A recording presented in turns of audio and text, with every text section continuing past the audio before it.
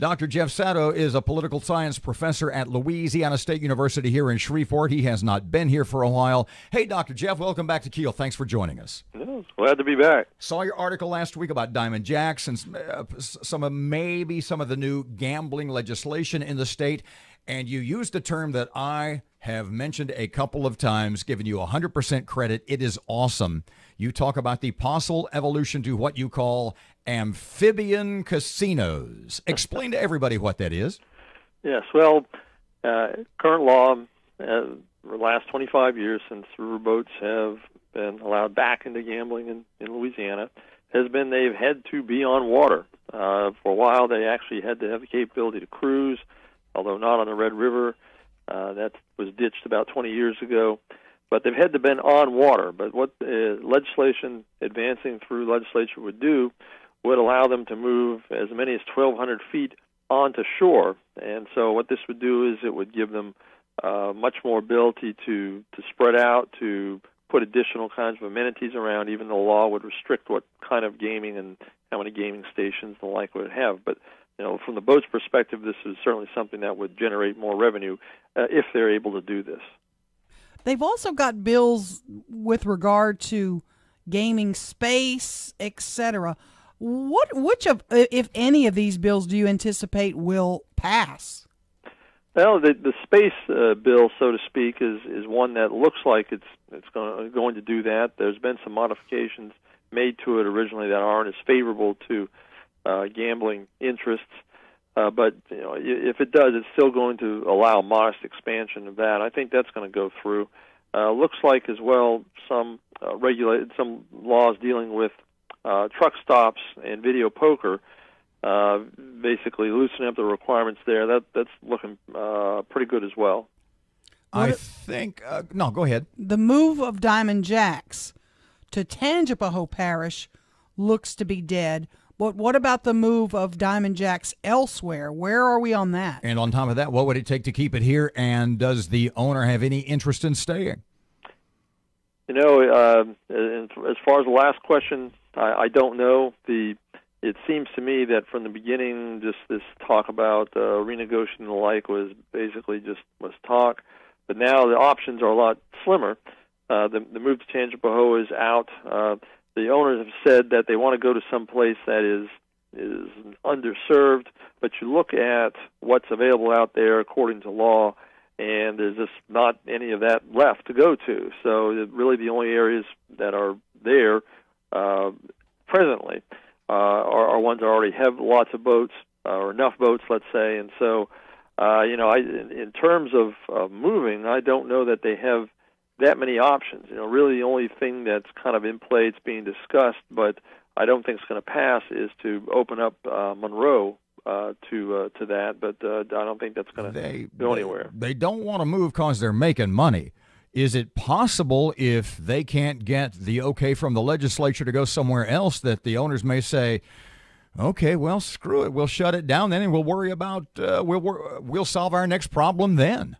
Yeah, it's happened before where licenses have basically been given up. And that's a business decision. If they don't think they can make more money than it costs them to run the thing, well, then that's something that could happen. But I think the bias is there to try to make it happen.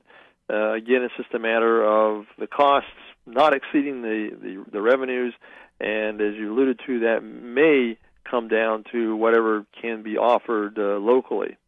You have written the property where Diamond Jacks is now has plenty of space onto which it could shift operations. I mean, they have room where they could build if this amphibious legislation passes.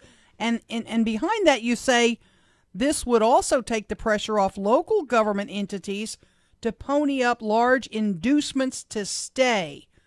Are you thinking there's some discussions behind the scenes with Bossier City to do something to keep Diamond Jacks here? Well, certainly. I mean, the owners would be foolish not to explore that option, and vice versa from the local governments.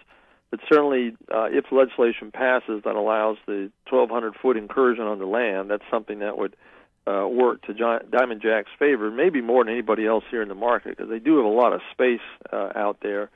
and that may be the saving grace that either keeps the boat here or keeps it in operation here. Where do the other boats like El Dorado, Samstown, the others, where do they have space to go? Is it up? Is that it?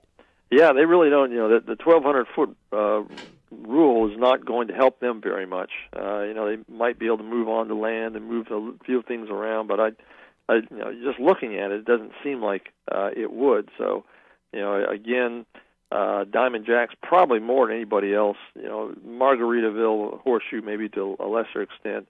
It's going to help them. A couple of weeks ago, we had state gaming control guy Ronnie Jones on, and I asked him this question, and he did not answer it directly, but I will repeat the question to you. Have we in Louisiana legislatively painted ourselves into such a corner when it comes to gaming, gambling rules for casinos, etc.? Have we painted ourselves into such a corner that we really can't compete with those Oklahoma mega casinos and the ones that are taking business away from us? Well, we just look next door to Mississippi, which has a completely different regulatory regime. Basically, no caps on a number of casinos, no caps on size and amenities and things like that. They do seem to be operating in a healthier environment as far as gambling goes. So, I think there is some truth to the fact that these competing pressures, have this thing in here, but we really want to kind of keep it caged to prevent all these bad spillover effects. That has created some competitiveness problems, I think. I mean, okay, competitive problems. In the end, unless we do some radical changes legally, legislatively, we're just in big trouble, yeah? I don't know if it's trouble, but certainly the market's not going to it's not going to expand the way that a lot of people thought it would. Again, though, it's a matter of competing pressure. I mean, politically, people want two somewhat irreconcilable things, and so kind of the more limited potential that we have here, maybe that's the best that can happen. Dr. Jeff Sadow, one more thing. Your piece, you say, if Senate Bill 316, which is the one that allows the boats to expand, goes all the way, I'm quoting you now, that doesn't mean Diamond Jack stays, but chances of that have gone from practically zero to approaching 100%. You still feel the same today? Yeah, I think that's the safest bet right now is they're going to, at least owners for a little while, they're at least going to try to make it work, see how that legislation plays out. It doesn't mean that, in some years that they won't move, but certainly if you plunk down a lot of money on this, they're going to give it a go.